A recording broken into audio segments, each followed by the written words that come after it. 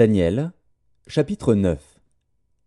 La première année de Darius, fils d'Assuérus, de la race des Mèdes, lequel était devenu roi du royaume des Chaldéens, la première année de son règne, moi, Daniel, je vis par les livres qu'il devait s'écouler 70 ans pour les ruines de Jérusalem, d'après le nombre des années dont l'Éternel avait parlé à Jérémie, le prophète.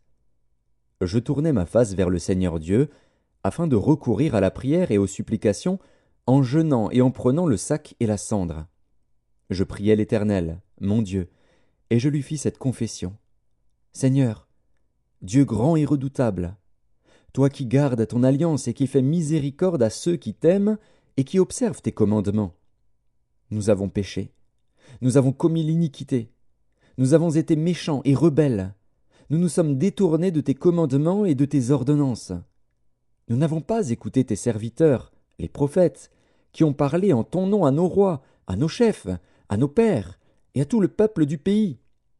À toi, Seigneur, est la justice, et à nous la confusion de face, en ce jour, aux hommes de Juda, aux habitants de Jérusalem, et à tout Israël, à ceux qui sont près et à ceux qui sont loin, dans tous les pays où tu les as chassés à cause des infidélités dont ils se sont rendus coupables envers toi.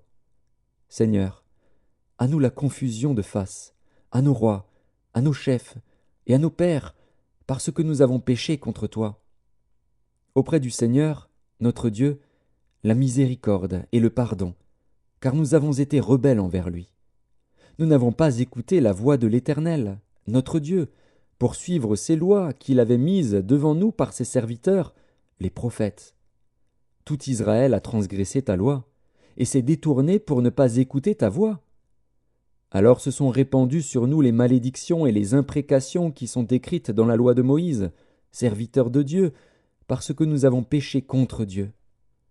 Il a accompli les paroles qu'il avait prononcées contre nous et contre nos chefs qui nous ont gouvernés. Il a fait venir sur nous une grande calamité, et il n'en est jamais arrivé sous le ciel entier une semblable à celle qui est arrivée à Jérusalem. Comme cela est écrit dans la loi de Moïse, toute cette calamité est venue sur nous. Et nous n'avons pas imploré l'Éternel, notre Dieu. Nous ne nous sommes pas détournés de nos iniquités, nous n'avons pas été attentifs à ta vérité. L'Éternel a veillé sur cette calamité et l'a fait venir sur nous. Car l'Éternel, notre Dieu, est juste dans toutes les choses qu'il a faites, mais nous n'avons pas écouté sa voix. Et maintenant, Seigneur, notre Dieu, toi qui as fait sortir ton peuple du pays d'Égypte par ta main puissante, et qui t'ait fait un nom comme il l'est aujourd'hui, nous avons péché, nous avons commis l'iniquité.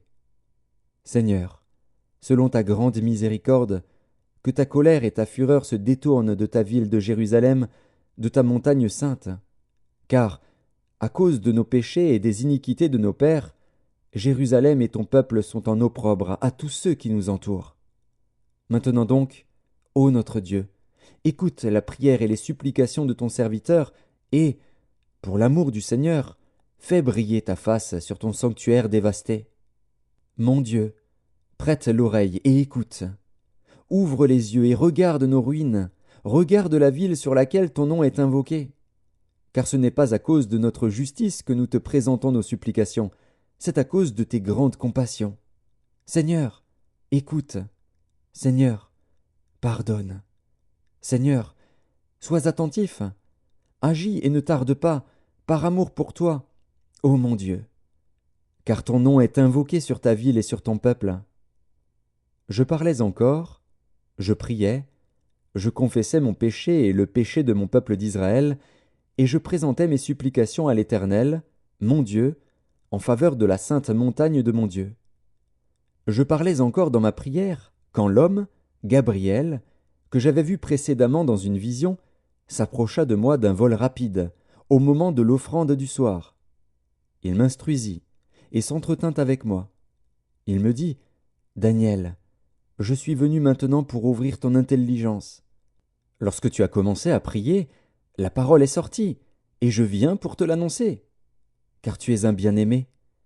Sois attentif à la parole, et comprends la vision. 70 semaines ont été fixées sur ton peuple et sur ta ville sainte, pour faire cesser les transgressions et mettre fin au péché, pour expier l'iniquité et amener la justice éternelle, pour sceller la vision et le prophète, et pour oindre le Saint des saints. Sache-le donc, et comprends. Depuis le moment où la parole a annoncé que Jérusalem sera rebâtie jusqu'à loin, au conducteur, il y a 7 semaines et 62 semaines, les places et les fossés seront rétablis, mais en des temps fâcheux. Après les 62 semaines, un oint sera retranché, et il n'aura pas de successeur. Le peuple d'un chef qui viendra détruira la ville et le sanctuaire, et sa fin arrivera comme par une inondation. Il est arrêté que les dévastations dureront jusqu'au terme de la guerre. Il fera une solide alliance avec plusieurs pour 1 semaine, et durant la moitié de la semaine il fera cesser le sacrifice et l'offrande. Le dévastateur commettra les choses les plus abominables, jusqu'à ce que la ruine et ce qui a été résolu fondent sur le dévastateur.